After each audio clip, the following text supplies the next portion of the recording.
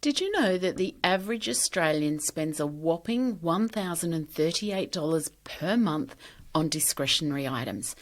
That's like eating out, entertainment, and those little impulse buys that seem harmless at the time. But here's the kicker. Most people have no idea where that money actually goes. It's like it vanishes into thin air.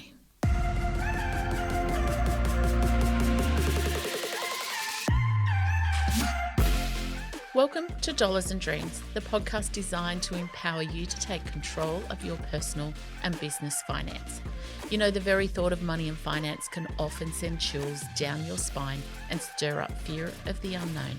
But let's change that narrative together. Through this podcast, my goal is to not only to provide you with useful information, but also to inspire and motivate you to take action towards your own financial goals. Let's rewrite your money story together. Well, hello and welcome to today's episode of Dollars and Dreams. In today's episode, we're diving deep into a topic that might seem basic, but trust me, it's the cornerstone of your own financial success, or what I call financial freedom. We're talking about why it is important to know where you spend your money. And it's not a you should know, it's a you do need to know. So one of the things that I find when I'm talking to people is they will quite often say, I actually have no idea where my money goes. And as you know, I'm a huge believer in knowledge is power. So if you don't know where you're spending your money, you've got no idea how to put savings in place or where to cut your spending.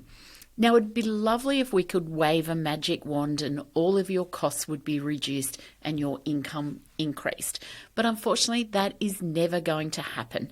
There is no magic wand, there is no silver bullet, and there are no pixies in the corner of your backyard. You've heard me say that saying plenty of times, and it's one that I live by. Change only happens when you make change. And for the status quo to change, you need to actually do change.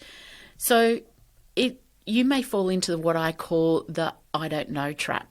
And I'm willing to bet that you have probably uttered the phrase at some point in your life, I actually don't know where my money goes. You know, I get paid, I don't do anything elaborate, and there's nothing left at the end of the week. When we talk to people, they will say to me, oh, I don't have enough money to do goals. That's just something that I shouldn't do. I don't have enough money for your 6 bank account system. And it comes down to not that you don't, it's that you don't want to, because you live in that life where if I don't know, then I don't have to make changes, or what I don't know won't hurt me. Let me assure you, if you don't know where your money goes, then you are not taking control of your money and your money will control you. So, you know, we have quite often people that will say they just tap, tap, tap and there's nothing there. Or they've gone away for the weekend and haven't realised they've spent as much money as they thought they would spend. So it's a secret life that your money is doing. It's disappearing without a trace. And it's disappearing without a trace because you're not taking control of it. If you want to be able to make changes in your life, you need to take control of your money and where you're spending it. Earning additional income is a lot harder than reducing your spending.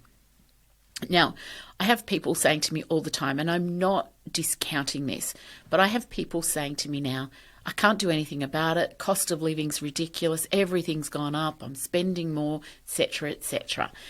The fact that then when I say to them, how much has your groceries gone up? And they go, oh, I don't know, there's nothing left. Or the I don't know is a red flag that you are not taking control of your money and therefore it will take control over you. So, my dear friends, I do not want to ever hear again, I don't know. It is you not being responsible. It is you not being able to take control. And you're waiting for that magic wand, the silver bullet, all those fairies that don't exist down the bottom corner of your yard to take control of it for you. So I always say to everybody, if you don't know where your money goes, it's very similar to you going to a new city or a new town and not having a GPS or a map. You know, if you want to say, I get the old-fashioned map out, paper map, and lay it out on the bonnet of the car, doesn't matter. You finding out where you want to go. And if you're going on holidays, you know where you're starting and you know where you're finishing, and that allows you to find the resources of how you get to the end goal. So we should all have goals in our life, because goals is what keeps us motivated, and goals is what gives future you the life that you want, not just the life that you can have. And not being able to understand where you spend your money is you acknowledging that you don't want to be in the driver's seat. It's you jumping in your car and going to some city without even knowing if you need to go north, south, east, or west. So taking control of your money will give you a sense of purpose. It will remove the stress from your life, and it will eventually give you the efficiencies you need to build a financial future that you want. Everybody says you don't need a budget, you don't need this. And I'm not saying that you don't need to do a really strict budget, but you do need to have a budget of some form, because that is the dashboard of your car. Imagine if you jumped in your car and you didn't have like a fuel gauge. How would you know whether you can get to your destination without stopping to get petrol? If you have enough petrol to get you where you need to go? If there's even a petrol station between here and where you want to go? And I'll tell you a funny story. 12 months or so ago, I was over in Perth for my nephew's wedding. And we went over for the wedding, and my son and his partner, my husband and I, my other two kids didn't come. They had work commitments. And so we thought, well, we'll add a holiday on. And so we were in Perth. We're driving down to, things that were way away from there. We're used to living where we live, and there's a petrol station basically on every corner. So we went down south on Western Australian coast, coming back, and my son, who was driving at the time, just looked and he went, I don't think we've got enough petrol to get all the way back to Perth. So straight away, I jumped onto Google to find where the nearest petrol station was, and it was, I don't know, let's say 80 kilometres away. And he just looked and he goes, we've got 65 kilometres left and in the fuel tank. And me being me was like, holy hell. So then I'm looking at petrol stations that were behind us, so we might have to go back and everything.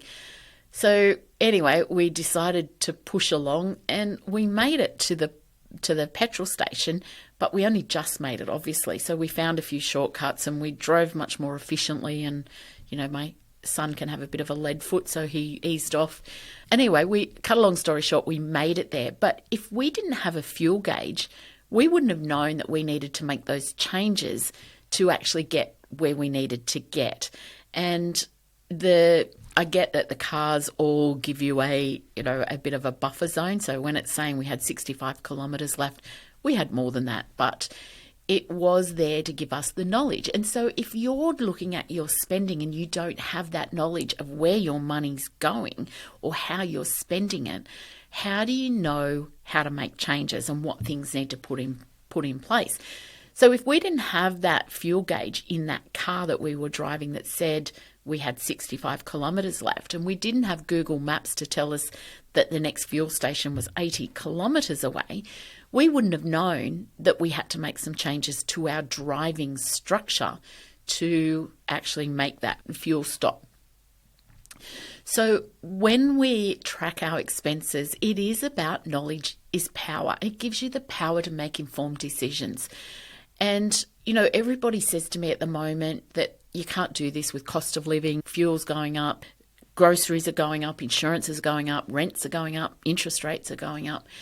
You still are going to have those, but where you can look at changes is where you should make changes to save you financially. And I understand grocery bills are going up because I buy groceries as well. I've got 4 adults living in our house. My son and his partner come over for dinner a couple of nights a week. So there's some nights there's 6 mouths to feed, some nights there's 4. And when you've got boys that play a lot of sport in their early 20s, if they're not playing sport, they're in the gym, they eat a lot. And so our grocery bill is ridiculously large. But what I do is I set a limit, and that is all I have. So I talk about this in my money makeover all the time. It's about knowledge is power, and making informed decisions is what gives you the control over your spending. So, of course, I do my shopping online because then I'm not tempted by those specials. I know how much is going into my basket because you can see that, whereas you don't when you're in the grocery shops. And when I'm talking to people about this, and I've had lots of conversations over the last 6 to 12 months with people, even though grocery bills have gone up, I've managed to keep my grocery bill to what it was 12 months ago, and some weeks less than what it was 12 months ago. And people will say to me, but how are you doing that? Like, mine's gone up 20%, mine's gone up 15%. I don't even bother trying to work out what mine's gone up with. And it's because I have the knowledge and the power of where I'm spending. So my little secrets, and I always say this, is always do your grocery shopping online. I do click and collect because I don't want my fruit picked by anybody else. I'm a bit fussy with my fruit and veggies. Certainly potatoes, onions, I put them in my click and collect. But when I go in to pick my greens and my fruit, I want to pick that myself. So what I do is I do the click and collect. I know exactly how much is going into my basket because I know what my limit is and I'm watching it as I put things in. So I always go through and I know roughly what my fruit and the veggies that I want to pick myself is. So I take that out of my weekly shopping budget. Then what I do is I go through and I pick the necessities of what I need. So things like my dairy, things like my meats or chicken, eggs, those sorts of things. Then when I know what I have left to spend, I shop the 50% specials. So what you do with your online shopping, they have specials, they have your specials. So the things that you buy, because of course they know your buying habits. And then they have 50% specials or online specials only. So I always go and shop my 50% specials first. The reason I do that is half price saves you a lot of money. So I have never bought anything that is non-perishable if it is not on a 50% off, except there's a few items that every now and then they never put them on. So there's one particular item of drinking chocolate that my kids love, but that one never comes on special. I've watched it, and for whatever reason, it's just an item that's not coming on special. So I buy that when I have money left over. If I don't have money left over and it's not out, then I don't buy it. But all of my toilet paper, paper towel, shampoo, washing powder, cleaning products, tomato cans, sauces, mayonnaises, all those things are only ever purchased when they are on special. Some of those items are never half price, but they're always come onto special at some point in time. So I always stock up. So I have a cupboard in my linen press, and I have a big linen press. It's a section of my house that was a dead corner. And so I have a section where I just stack all the non-perishable stuff, and I have them there so I can see what we have. Things like deodorant, when that comes on special, with 4 of us living in the house, we go through, and the kids go to, one of my sons goes to the gym every morning, then has a shower, goes to work. So he's used deodorant twice. He'll come home and he goes to football training or cricket training, so he puts deodorant on again. We go through a lot of deodorant, but I only buy it when it's on special. So I just have a bucket in this cupboard and I throw the deodorant in there. The kids are trained now to let me know when they're down to the last couple of tins of deodorant, so I know to go look for it. I've got a shelf that's got all the body wash, the shampoo, the conditioner and everything like that. And in the cupboard in the kitchen, I've got all the washing up liquid that's on special. I've got a ton of dishwasher tablets because I only buy them on 50% special. So by doing that way, I've actually decreased where I'm spending my money. So once I've shopped my 50% specials and filled it up, I then go to my specials. So they're the products that we like that aren't necessarily on 50% off, but they are still discounted. So some of those I'll look at them and we might not need them, so I don't worry, or they might be nice luxury things, it might be the biscuits, and we don't buy a lot of biscuits. I only buy chips or crisps when they're on special, and all those sorts of things. I then fill my basket with that. So I use pretty much my full limit of what I have allowed for grocery shopping each week. And the reason that I use the full limit is because I am stocking up on the 50% stuff. So if I don't use my full limit and stock up on those 50% things, and let's say I end up with $50 left over, that $50 probably will go somewhere else because it'll be in my everyday spending account. So remember, my everyday spending account is designed to be emptied. So if I keep that $50 and I don't use it on my 50% specials, at some point I'm going to have to buy that product when it isn't on special anymore. It does mean if you're starting this, and everybody should start this stockpiling of non-perishables on special, it does mean that when you're first starting, you do need to be very strict on your essentials because you've got to leave that money left to stock up your specials. It does also mean that you need to look at what surpluses you have. So if your toilet paper's running out and that's on special, buy that one as a priority. If your shampoo isn't running out and you've run out of money in your stock ups, just leave your shampoo until next time it's on special. Don't be caught up in when you're checking out that they come up that, hey, have you forgotten these things? They all do that. That is a marketing tactic. If you have used your shopping limit, you don't need those other things. So awareness is lack of awareness is a major obstacle to you achieving financial progress and building your financial wealth. So if you follow the strategies that I just talked about, you will get ahead with your groceries. You will remove that stress of grocery shopping is always more expensive. And look, I did my click and collect the other night. I always do that, and I do a quick run around. Has anybody got anything they want to add? I usually go and have a quick look in the pantry. My kids now have the shopping app on their phone, and when they take the last of something, they put it into my shopping cart.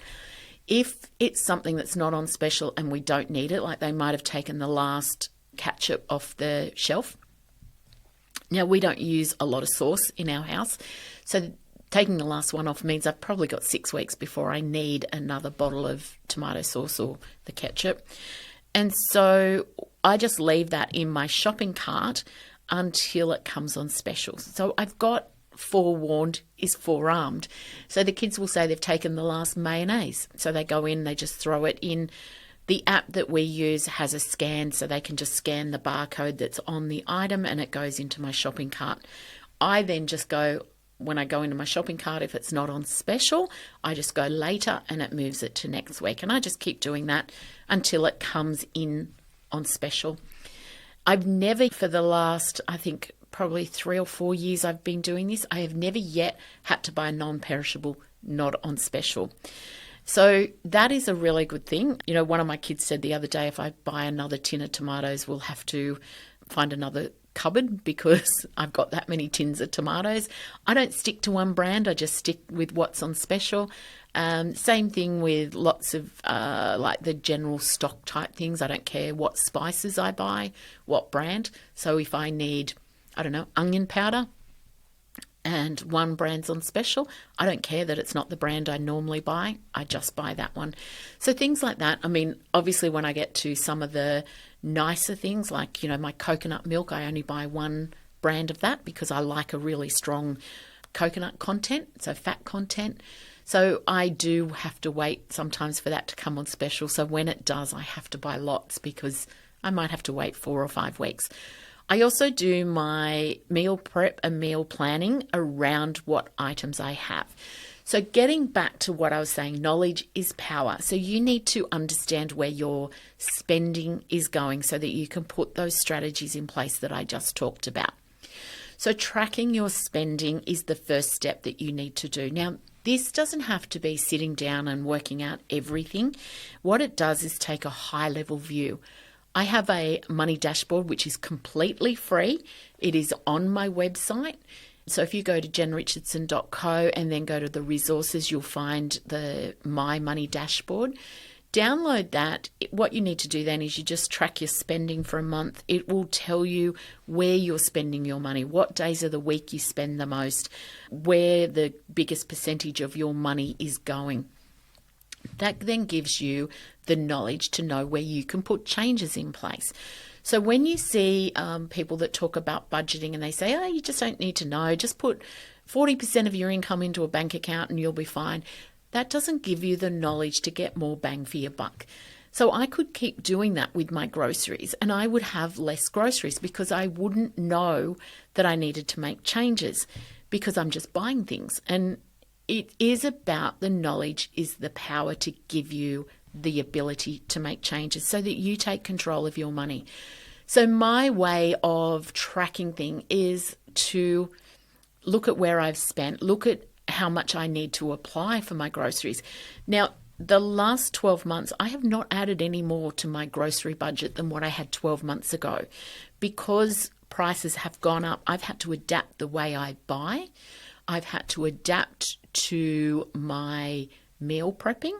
So we don't have, winter's a great time to save money because you can use the cheaper cuts of meats and throw them in the slow cooker before you go to work. So having been through winter, that was a really easy way for me to save money because I would buy cheaper cuts of meat. I'd always buy more of those things so that we would take them for our lunches instead of buying our lunches. So I found ways to save money because I've tracked where I've spent my money. I've used that My Money dashboard many years ago, and my course, My Money Makeover, started because I had no idea where my money was going. So I'm not sitting here saying that I have always had it under control, my spending. And it came about many, many years ago when my kids were young teenagers. And I used to say to my husband, I earn a good income. He was a stop-at-home dad. My husband stopped home with our children because I have this business. And I'd say to him, I earn good money. We're not going anywhere any different, but yet we have nothing left over at the end of the month. And so using my financial knowledge, I tracked where we were spending. My husband's not great with computers, so I created an Excel spreadsheet. He just had to do a drop-down menu with what he bought, put in the amount, and it threw it in the right columns. I also had it set up so that it counted down how much money we had left for the month. And so that worked for us, one, because it was a good way of me finding out the knowledge of where we were spending. I was shocked, but also because my husband isn't great with technology stuff, so he would not have coped had I got an app or anything like that. So it was a nice, easy thing. I just had it on the dashboard of our computer. And it's the basis of my course, My Money Makeover.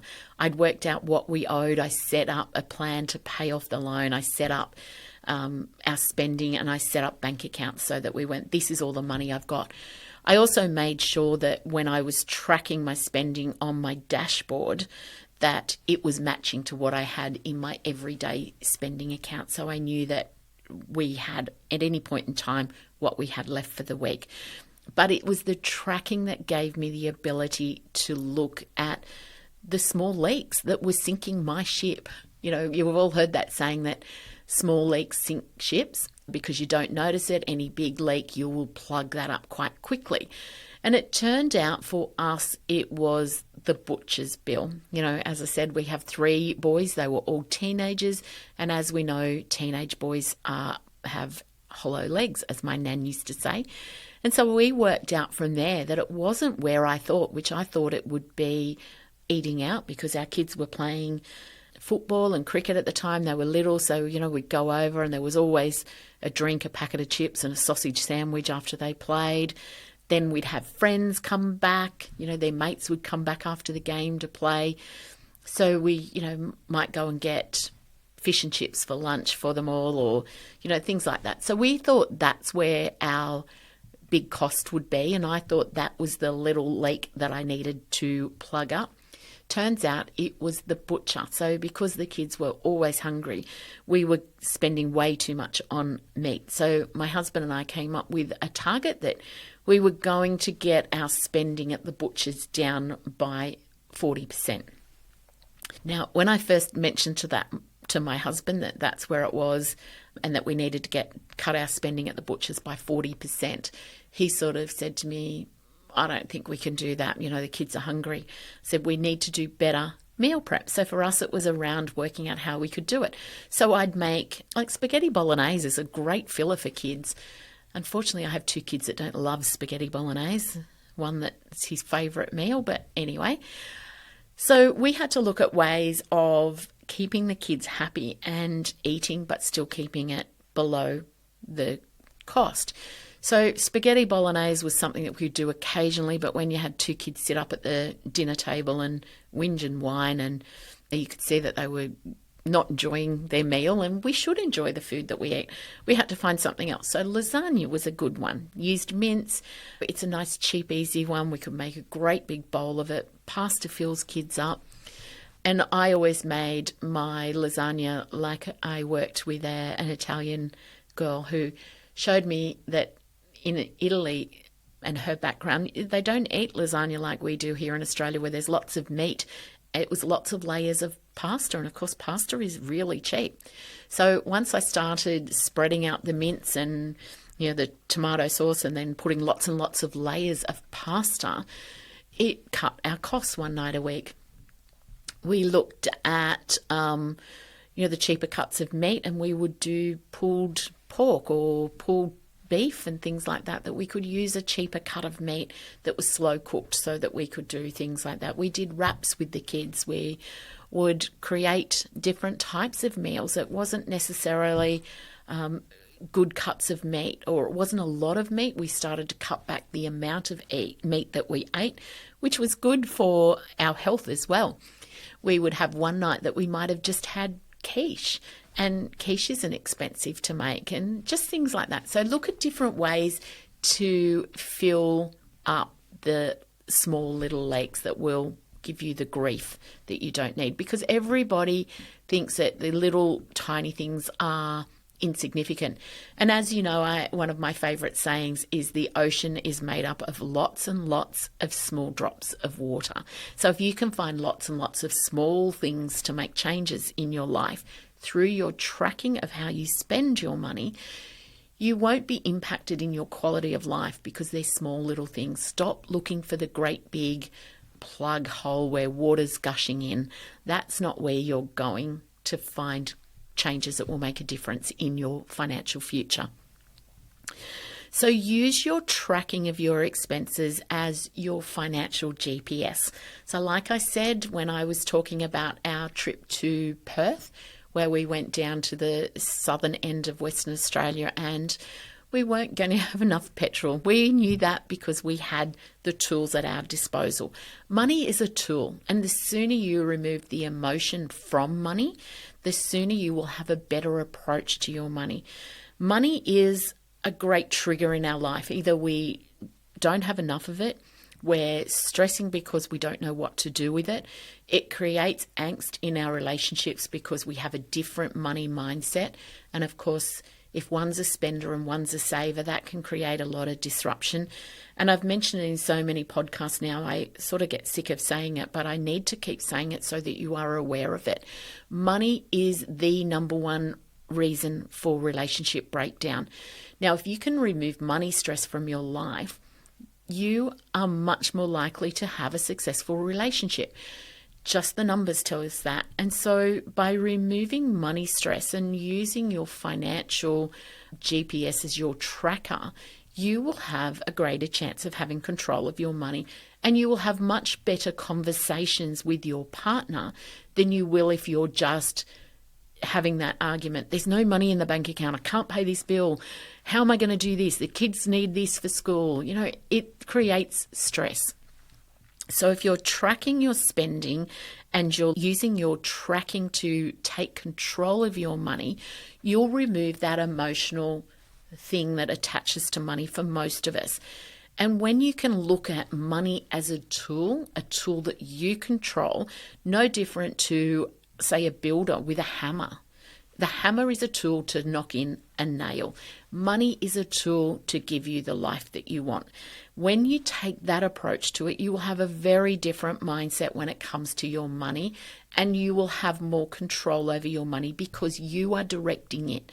It is the GPS is understanding where you're spending your money and where you work out where those small leaks are. So identifying your spending triggers is also a really important thing. Money, when it's not looked at as a tool, can be something that is used to relieve stress.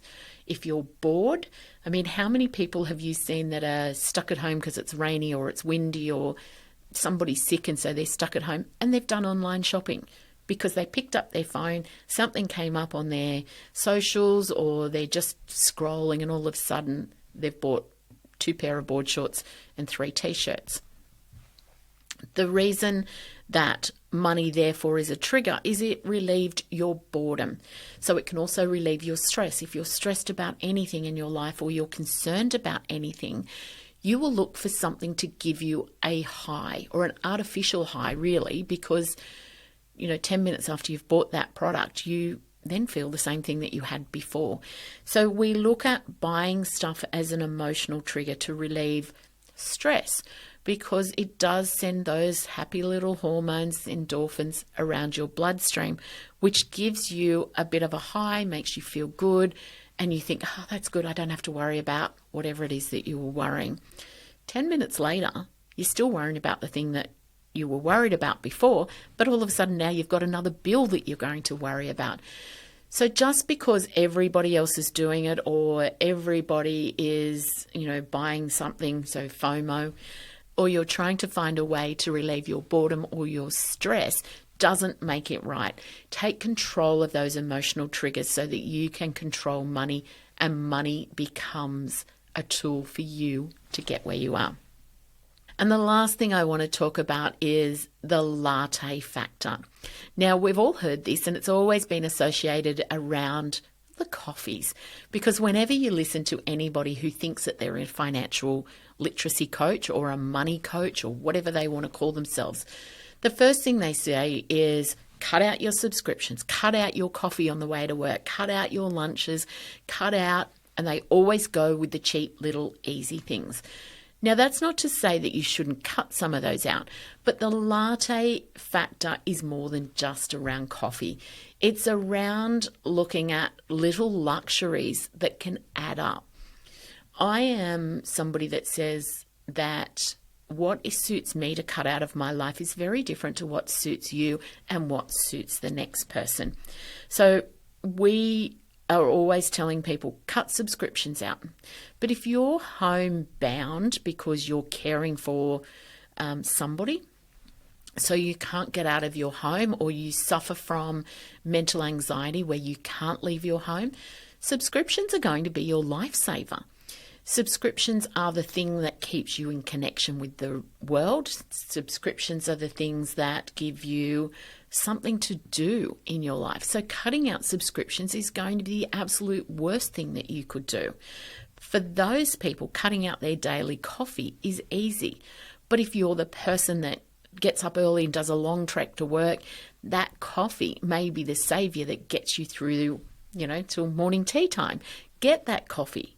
Find something else. So what the latte factor is about looking at your little subscriptions and little costs and the little luxuries that become the norm. Now, I talked about earlier that my kids now, we cook up on a weekend, so they have lunches for through the week. My middle son gets up at 4:30 and goes to the gym. He starts work at 6:30 and finishes work at 4:30. So he does a 4-day week, so he does 4 10-hour days. He only has a half-hour lunch. He works as a building construction manager, so he's quite often out on places where he can't get something to eat. He also doesn't necessarily have time if he's in the office to drive somewhere. Their office is in an industrial site, so there's no cafes or takeaways there. So for him to jump in the car, drive somewhere to get lunch, get back and get it eaten and be back at his desk in half an hour is impossible.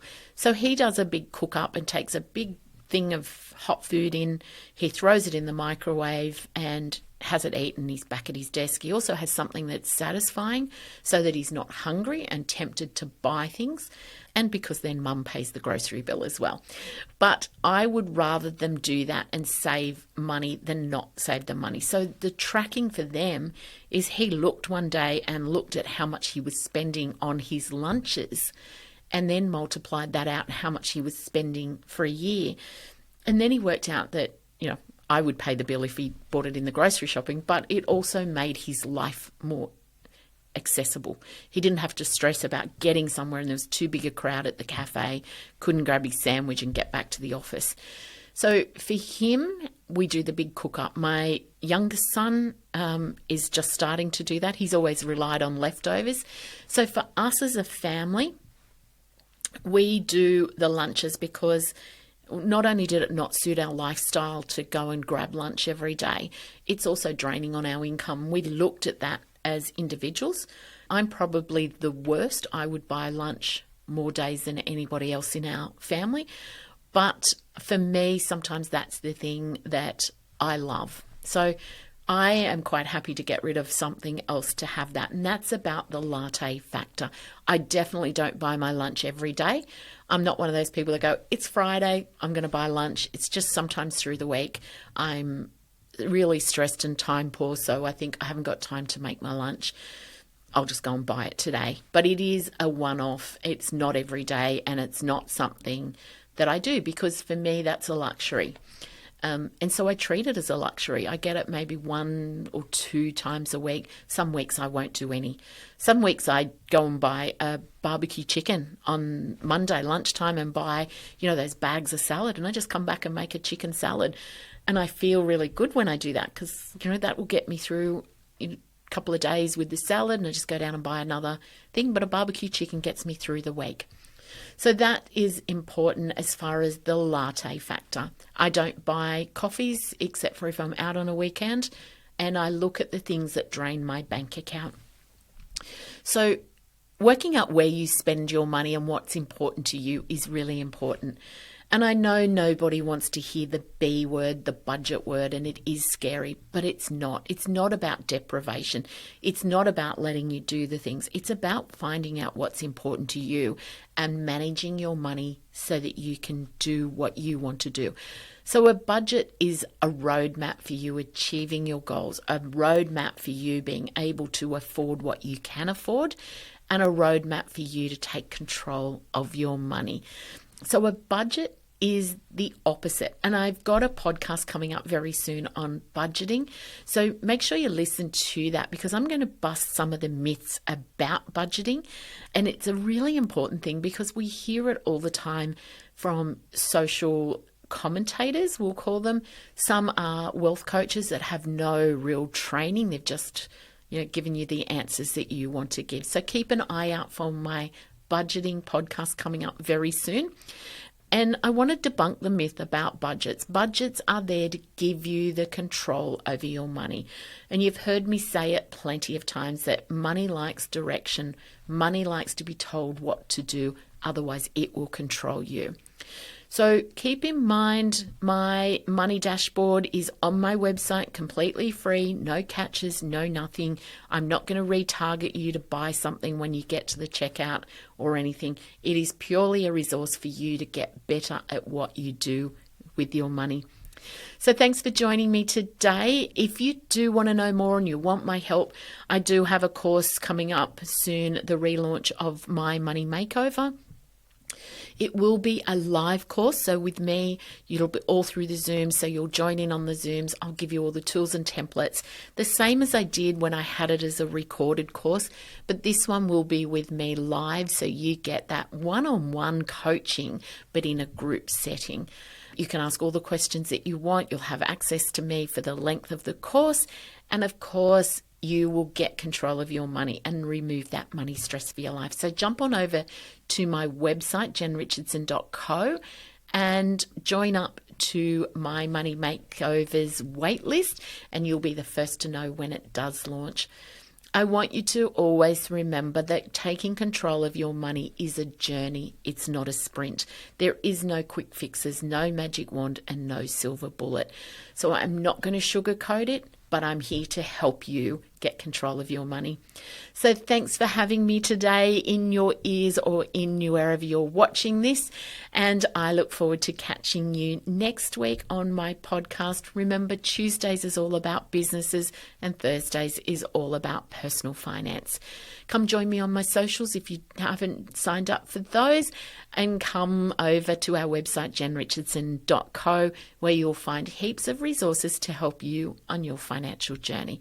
Have a great week, and I'll see you next week. Bye for now. Remember, the advice shared in Dollars and Dreams is general in nature and it does not consider your own personal circumstances.